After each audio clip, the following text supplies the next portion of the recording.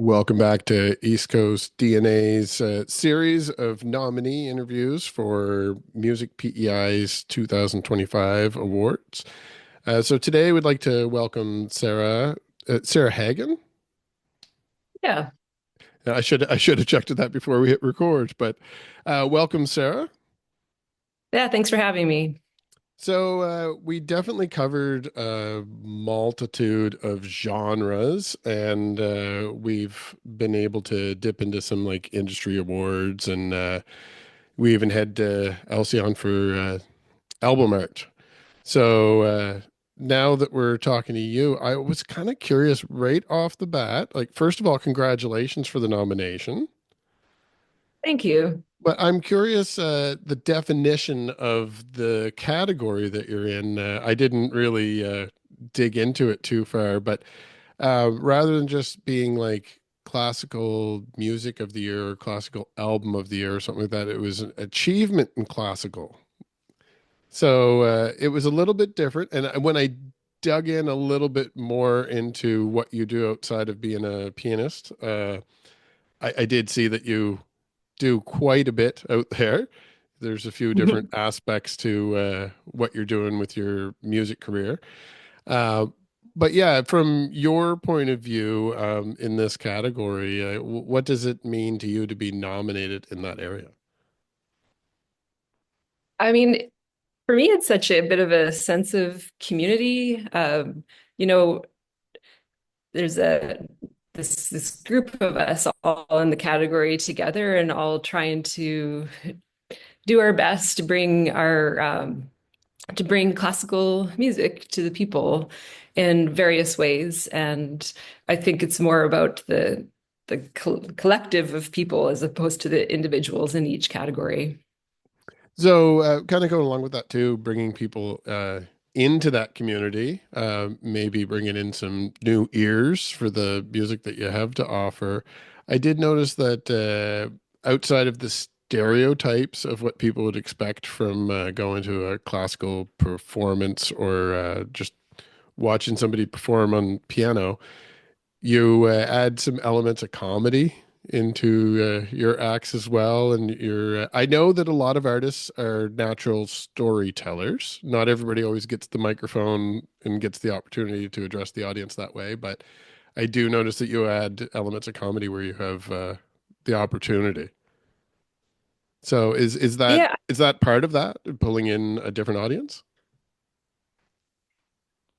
I- yeah. I think that classical and folk music are very connected because of the storytelling. Hmm. And I also, uh, people often like really separate classical music.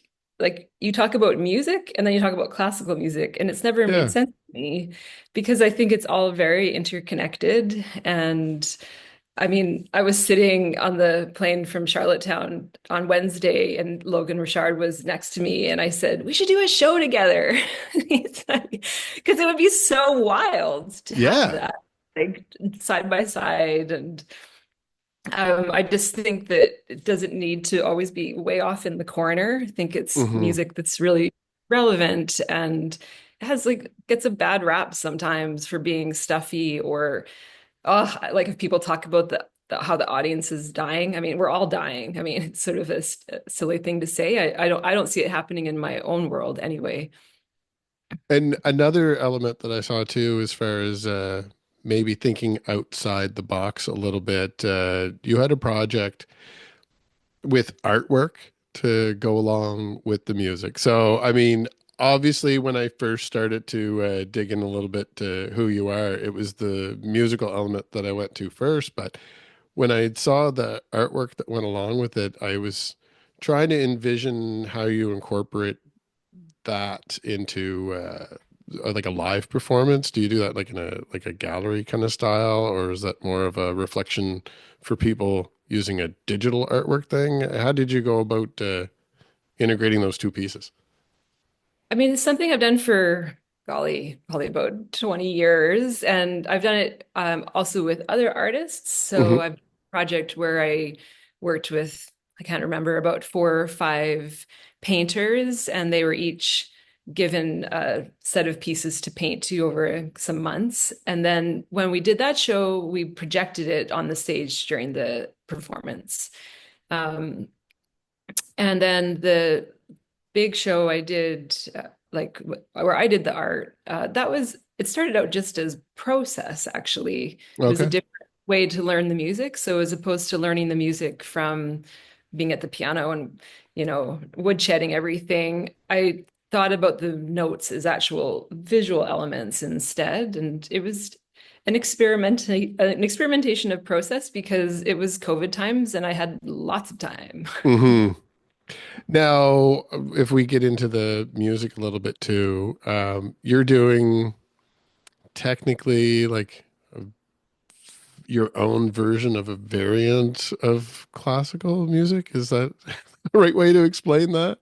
I mean, you could argue that classical music is just cover songs in a funny way, right? But I mean, the music is so intricate, Hmm. and um, the essential idea, I think, for me anyway, is you're given this score, and you're trying to kind of unlock secrets. And I there's some people who are always saying like, well, you should really become like the voice of Beethoven or the voice of Chopin, but it's impossible to separate yourself from it. So it's almost like acting Hmm. way. Like as an actor, you would bring your own interpretation, but you could never separate yourself from that. Like, Sure. you know what I mean? Yeah. So but you would never call an actor a cover artist. Right. Exactly. Yeah, Like, exactly.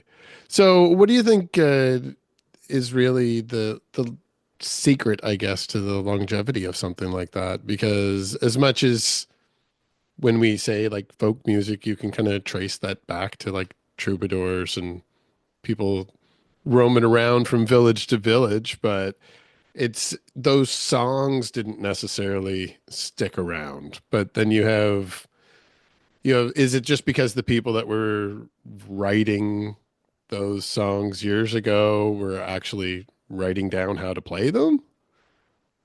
yeah, and I think also there'll be these like periods of Renaissance. So, after Bach died, maybe people weren't really playing his music so much, but Hmm. then 100 some years later, somebody developed a real interest and really revived the music of Bach. And um, I think it sticks around because it's so powerful, Yeah. actually.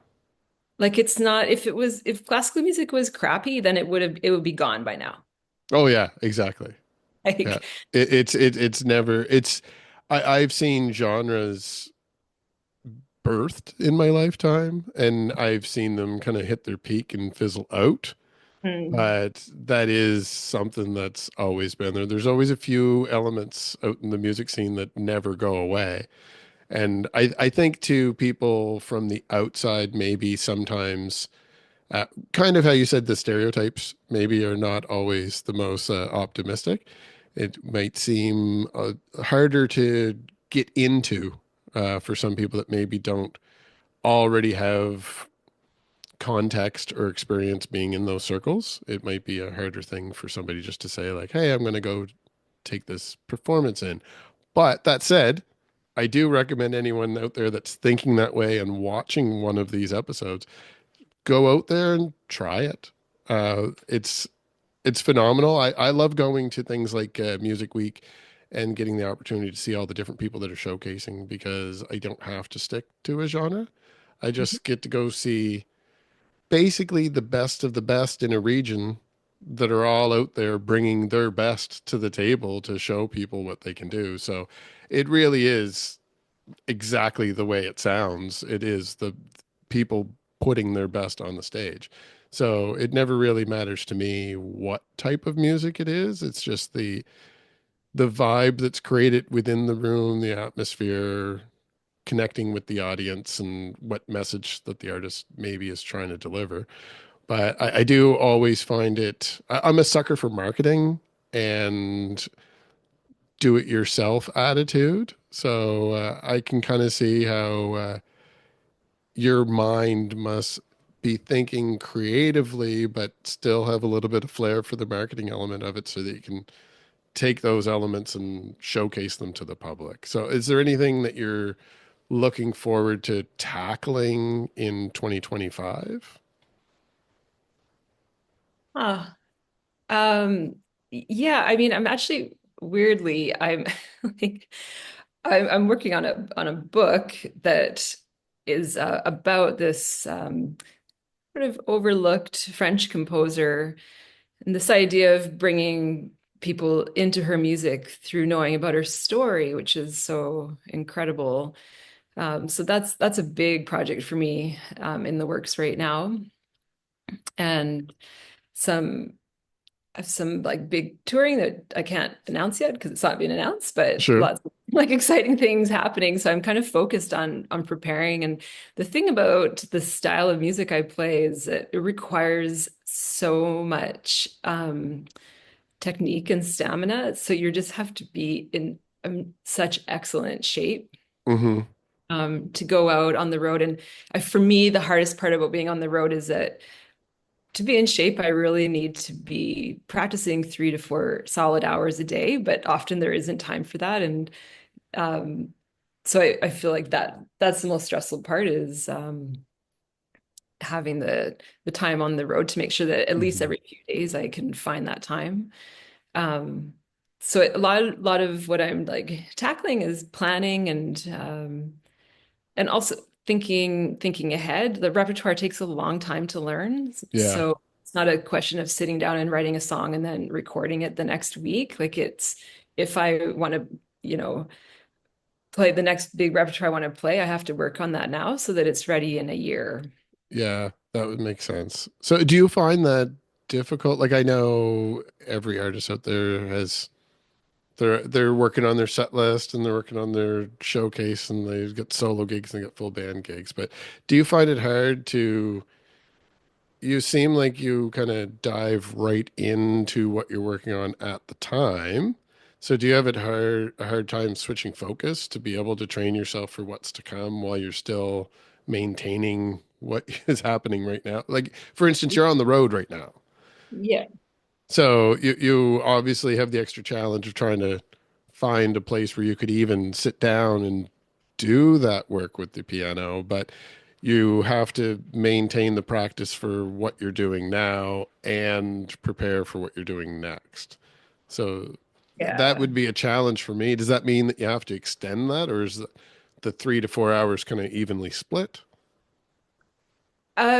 Some of the 3 to 4 hours is just being in shape, and that just comes from playing and just doing like particular sort of exercises Yep. or and a lot of it is just planning. And so just like for an example, I guess 2 years ago, I played with the Prince Edward Island Symphony, and it was this massive work, like one of the most challenging things ever written, which was really exciting to have on PEI. And um, I ended up like I blocked out, I mean, for the whole year I prepared, and then I told my agent, like, you cannot book me for anything for the month before. Like that is all I'm doing.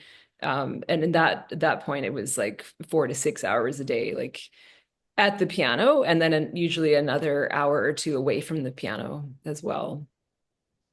So that conditioning, like, do you ever get a chance to give yourself a break from it? Like I imagine, are you going to be back in time for Music Week?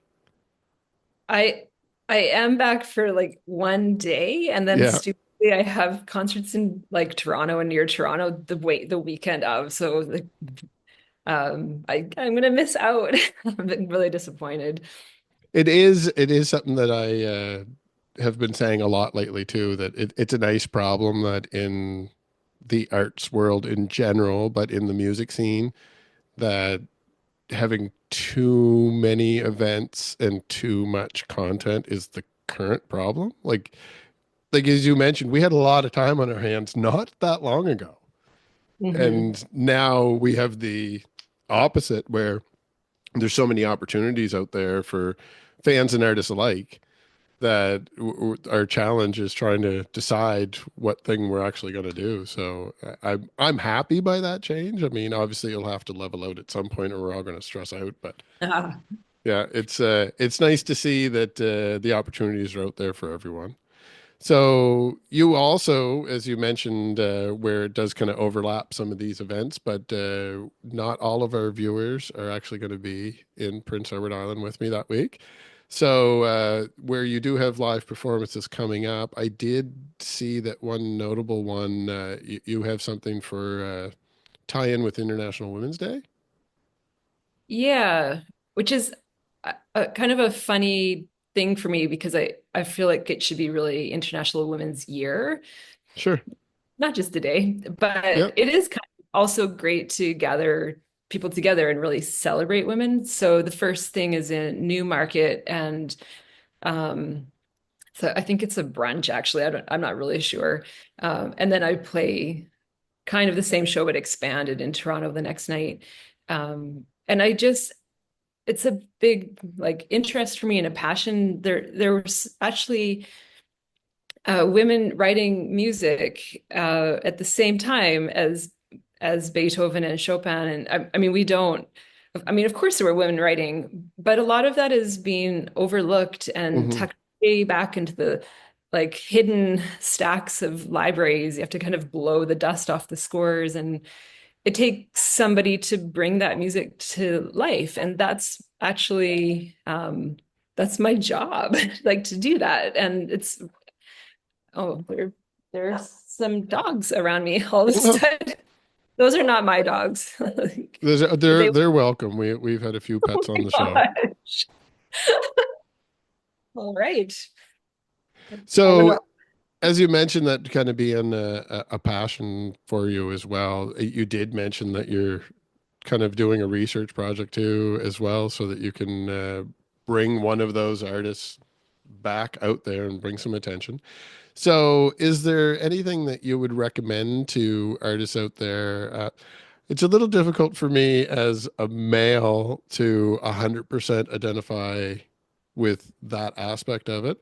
But I do myself, as somebody that's creating content and has the opportunity to promote stuff, I do feel too like I love the idea of International Women's Day, and I'm here to promote anyone that's doing special events for it. But I don't limit exposure to my artists based on if it's a man or a woman. It's just whoever's releasing material and wants to talk, or even if you hadn't released it in a while, if you just want to talk about your craft, that's enough for me. It's music. It really doesn't matter to me who's bringing it to the table. But I also see that representation is also very important. So for anyone out there that's maybe looking at you as a role model, is there any recommendations that you would have for young women out there that are starting to get into the music industry? Oh, yeah. I mean, a big thing for me is to not apologize and to just know your worth. When I was first at music school, I remember being in at university, I was in a class and there were about 30 of us in the class. And I remember looking around and there were two or three male students and the rest female. And I remember thinking, those two guys over there will get to have careers in performance and none of us will, or if I'm lucky, I will. And that actually was true. And I see it shifting and it's great. But I remember being very conscious of that when I was 18, that it was going to be a different road for me. Hmm. Um, I also encourage people to just really um, gather their strong female and female identifying souls around them because there's a lot of strength in that. And also, I have kept men around me who also are very empowering, who believe in that as well. And it's such a shift. If you're 18, you probably don't even notice the shift, but I definitely have felt it over the early years of my career for sure. I, And it's a yeah, positive shift. I mean, it's like awesome. yeah, no, it definitely. I've seen things from the outside. Like I said, I can't 100% identify with that situation, but from the outside over the years, like especially over the decades, even though we hate to be able to say that, there has been improvements. Hopefully, that's the trajectory we continue in the years to come. But I had a little side thing I wanted to talk to you about too when I was digging in outside of the music specifically. Like I said, I like a good marketing gimmick too. But you have wine, but it says artist wine. So I'm intrigued. I wanted to kind of sit there and dig into that a little bit more, but I figured I'm going to be talking to you, so I'd get it right from your words. Yeah, this was a project I started when I lived in this really excellent and kind of hilarious artist building in East Vancouver called the Arc. And I've kept friends from that time. I mean, it's only artists in the building, so you can imagine. Like it's kind of hilarious. And I made a really great friend, my downstairs neighbor. I needed to be friends with him because, I was practicing so much and I needed him to like me. Yeah, Unfortunately, we really got along. But we were talking about like cheap or affordable wine and like how fun it would be to review them. And sometimes they're awful. And so giving these like awful reviews, but they all have to be like artist priced, yeah, as opposed to like lawyer wine, for example.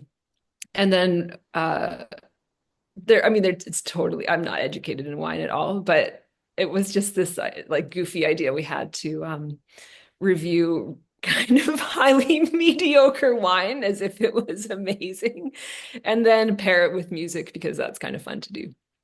that's fun. It sounds like, and even though I attribute it to you attempting to bring people into the fold, so to speak, I do see too that you're having fun. Like you're making your career fun. So, I mean, kudos to you because I do see a lot of people out there that, I mean, it's music, so it should be enjoyable, but you do see a lot of people that are quite stressed quite a bit of the time. So you need to work in those elements of joy where you can. So you've obviously found a way to kind of balance that into your career. I don't know how you do it, but congratulations on that as well. Thank you. And if people wanted to keep up to date with you, I know that as somebody that does a lot of solo work as well, you have your own website that incorporates the artwork that we mentioned and the references to the wine I got from there as well. So, is the website the easiest way to keep up to date with you, or do you have a social media presence that you'd like to encourage people to find you on as well? Yeah, actually, I have a newsletter. That's a really good way if they want to get a reminder of if I'm playing near you. And um, I, I really am not. I like to tell people I have a healthy relationship with social media. So I'm Sure. not posting every day, but when things are coming up or, things that are matter to me come up, I think the best is Instagram, and I'm found at the other Sarah Hagen. That's Yes. which is because there's a Sarah Hagen who's a German porn star, so I'm the other Sarah Hagen, like There's also football player or and soccer player. and Buffy the Vampire Slayer had a actress that had the same name as well. Oh, really? So yeah, there's a few, and I mean, if we wanted to do this all through current world AI, I would probably be interviewing you about doing Skid Row covers and Sebastian Bach instead of. So we could definitely go in the wrong direction if we're just relying on keyword searches. But the other Sarah Hagen and the website sarahhagen.com. That's right. So definitely recommend that people go out there and sign up for the newsletter. And I also will plug your YouTube channel as well because when I was digging around, I found a video to kind of go with the humor. I see some of your intros are pun riddled, and I also had quite a kick watching Flight of the Bumblebee, where you were actually in full bee costume. Right? So I, I encourage the behavior moving forward. I think that does maybe bring an extra different, unique element into those performances as well. Maybe not a costume every time, but the humor for sure. So if anybody out there hasn't seen those, you could go check those out now because you're probably watching this on YouTube right now. And while you're at it, subscribe to both channels because I would say YouTube's one of the places where the subscription numbers actually matter a little bit more. The follows on the social media platforms are nice, and they definitely help the algorithm push you to new audiences. But the YouTube ones, the way they do their analytics for the individual content creators, those subscription numbers really matter. So just go out right now and click on both of them. It'll take you about 30 seconds. And for anyone that's been following along with the series, I'm getting right about to wrap up the Road to Music Week nominee interviews, but there will be plenty more content to come from East Coast DNA, and we will be traveling over for Music Week, so there'll be lots of content from the events. But Sarah, for you as well, aside from thanking you for your time, I would encourage you to reach out to East Coast DNA again in the future. I'd like to get an update on what you're doing, and especially when you start digging into some of these other projects or when you're finalizing that book, if you're ready to promote that and get some readers out there. I don't get to it too often myself, but I have had a couple authors on here, and I would encourage anyone that can tie into our series to reach out. I would be happy to promote your items as well. So hopefully we run into each other in our travels, Sarah. I love that. And if not, reach out in the future and we'll have you back on for an update for our fans. Sounds good. Great. Thanks again, and we'll talk soon. Bye, everyone. Bye.